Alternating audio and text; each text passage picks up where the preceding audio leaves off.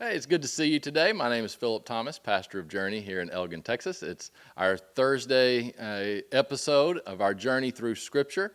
I hope that your week is going well and you're looking forward to a wonderful weekend. But we're going to look in Deuteronomy. We're going to go through chapters 16 through 21 today, 16 through 21. So if you want to pause this and then come back and we will get started.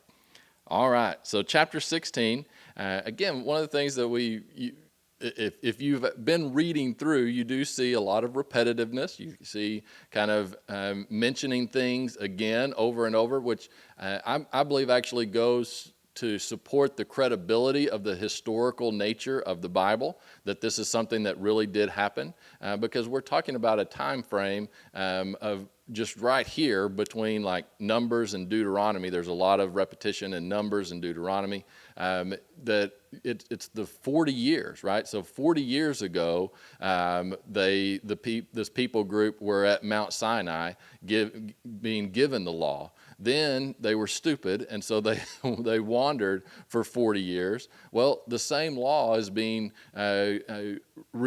reintroduced time and time again to them, right? There's a new generation that comes, so there's this constant reminding of the law that God is setting before them. And so it makes sense that there would be repetition throughout, especially these first few books of the Bible, because we're talking about a people group that's traveling together, learning how to be the people that God is calling them to be. So chapter 16, we review the Passover, the Feast of Weeks, the Feast of Tabernacles. Remember, all of those different feasts were ways throughout the year to remind people of their relationship with God, that they should be intentionally thinking about how God has blessed them, how God has encouraged them, how they have fallen away from God, how there's a need for atonement, right? That those festivals were kind of big staples throughout the year that would bring the people into a remembrance, into a recognition of the importance of their relationship with God. Verse 18, though, it changes a little bit, and it talks about justice. It talks about the importance of finding people to judge. And in verse 19, it says, "You shall not pervert justice. You shall not show partiality, nor take a bride, for a bride blinds the eye of the wise and twists the words of the righteous. You shall follow what is altogether just, that you may live and inherit the land which the Lord your God is giving you." Again, this extreme importance on justice. God is a God of justice. And because we're human, we can only get so close to justice. We will never be perfect justice, but God's justice is perfect, and He wants us to strive for that perfect justice. It brings out here in chapter 17, it talks about witnesses, that you need 2 witnesses. We're going to hit on that a little bit later, but one thing in verse 7, it's been talking about all this. It says, "The hands of the witnesses shall be the first against him to put him to death, and afterwards the hands of all the people. So you shall put away the evil from among you." Right? We've seen that phrase before. The importance of recognizing evil, of recognizing that we need to get that away from us. We need to hold that accountable, right? Evil is going to happen, but we need to fight back against it. We need to hold it accountable. It goes on, it talks about principles of kings and governing kings. This is interesting. I'm going to read this, and if you know your biblical history looking forward, you'll find really quickly that there weren't too many kings that followed this. It says, "When you come to the land which the Lord your God is giving you, and possess it and dwell in it, and say, 'I will set a king over me like all the nations that are around me.'" So God is acknowledging that the people are eventually going to desire a king, not necessarily because it's the right thing for them, but because they want to be like other nations. Right? And we do see this later. It says, "You shall surely set a king over you whom the Lord your God chooses. One from among your brethren you shall set as your king over you. You may not be set a foreigner over you who is not your brother. But he shall not multiply horses for himself, nor cause the people to return to Egypt to multiply horses. For the Lord has said to him, you shall not return that way again. Neither shall he multiply wives for himself, lest his heart turn away, nor shall he greatly multiply silver and gold for himself. Right? Isn't it interesting? Because one of the things that I've heard about the Bible that people have a problem with is like, well, what about these kings and stuff who had all of these wives? I mean, did God say anything about that? That David was called a man after God's own heart, and yet he had multiple wives. Listen, there are cultural things that people get caught up in that are sinful.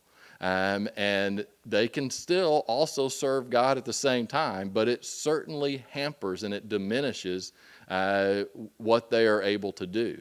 Well, it is very clear from right here that God doesn't want us to have multiple wives, right? We see that is pretty clear all throughout Scripture, and it's interesting that this is being said way before Israel takes a king, and then those kings have multiple wives, because the kings didn't listen to what God desired, right? God is desiring what a king should be, and I kind of think that basically what he's saying is, you may not want to get a king because none of them are going to live up to this, right? And it's only going to make matters worse, which it certainly did. It continues in verse 18. Also it shall be when he sits on the throne of his kingdom that he shall write for himself a copy of this law in a book.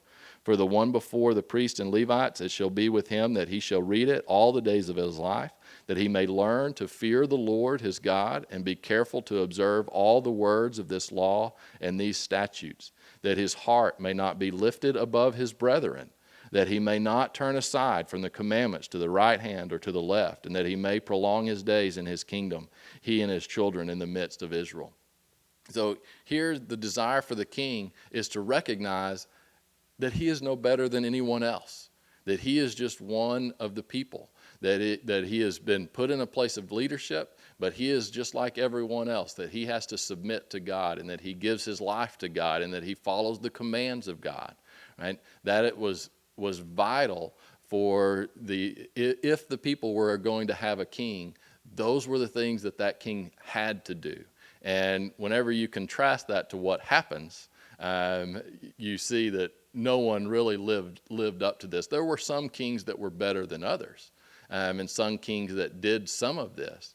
But God sees real quickly that the king, the model of having a king, does not work well for the nation. And we see how that works out for Israel, which we will be getting to in the months to come. So you continue on in chapter 18. We see it talks about the priest and the Levites. It talks about wicked customs of practicing witchcraft, soothsaying, omens, sorcerers. It's interesting. It does not ever say that those there won't be people who have some sort of power to do that. Right? It does warn against anyone who gets things wrong, who makes direct predictions, especially if they're saying that they're coming from God and they get them wrong. Well, then it wasn't coming from God. But it doesn't say that there aren't people who have some kind of spiritual connections with things that are not godly. And so it's better just to avoid all of that. Maybe your psychic that you go to gets something right every once in a while. You're like, oh man, that's really helpful. Well, that's not necessarily coming from God, right?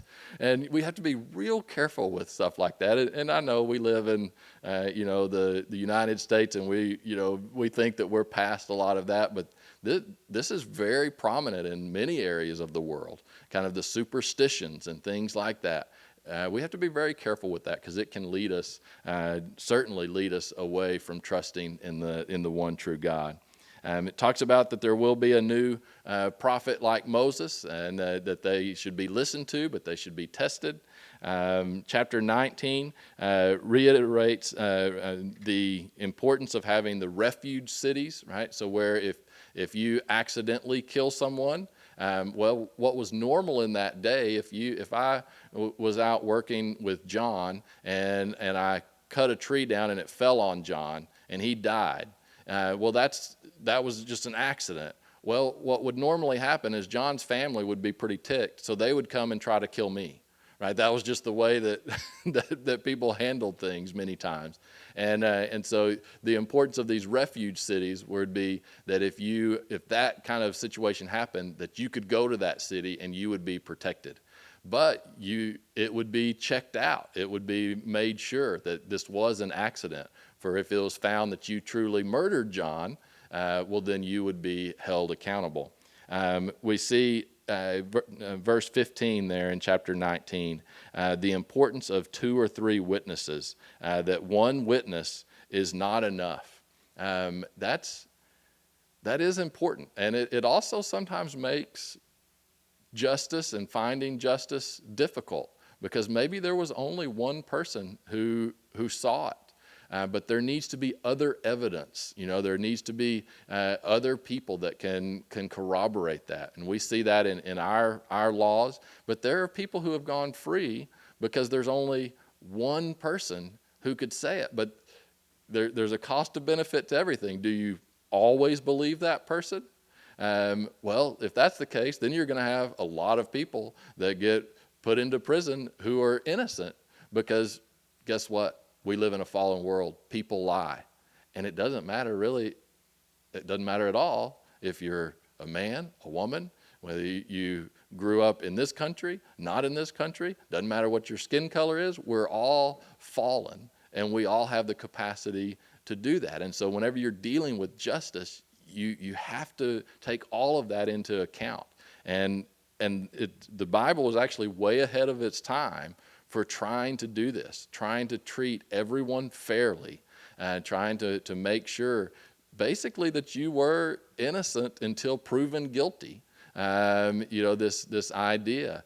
And it is challenging. Verse 21 says, your eye shall not pity, life shall be for life, eye for eye, tooth for tooth, hand for hand, foot for foot. Remember, again, this was actually a very merciful thing, because many times someone would do something minor to someone else, but wrong them, and they would respond by killing that guy. Well, that's not justice, right? You're paying way more than what was done to you. So basically it's saying that the punishment should fit the crime. And that is important. That's something that we need to always be working towards. And in some ways, in some areas we've gotten that right, and in some areas we haven't, right? There's sometimes we have small little petty crimes and someone serves years in prison. It's like, wait, we need to strive to have that punishment fit the crime. Chapter 20 goes into governing warfare. This is an important aspect to this. Verse 3 says, do not let your heart faint, or do not be afraid. Do not tremble or be terrified because of them. For the Lord your God is he who goes with you to fight for you against your enemies, to save you. Right? This idea, whenever we are fighting the battles in our life, we do not have to be terrified. We know that God goes with us. That's an important truth for us to hold as we engage in. Most of us are not going to be called to go battle the Philistines, right? We're not going to have to put on our armor and put on a sword and go and fight somebody. But we all do have the battles that we have to fight. And we should not be terrified, because we do know that God is with us. It's interesting to me. It gives numerous reasons of why people don't have to go serve. If they've just been married, if they've just gotten property, that they don't have to go with the army. It's kind of an interesting thing there, and it continues to move on. We see in chapter 20, it talks about you try to offer peace with a city before you besiege it. So again, think of this as it's not necessarily as much countries as you have kind of city-states, and all these different city-states, and they would go to battle against each other, which was going on before the Bible was written, right? And so it's saying, no, you should actually try to work things out before you attack. And then this is interesting. One thing that people criticize the Bible a lot is that it said to wipe out all of the people groups that were in the promised land, the land that God was giving them.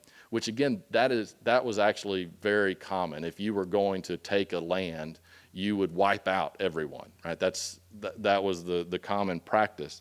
But we say, well, why would God say to do that?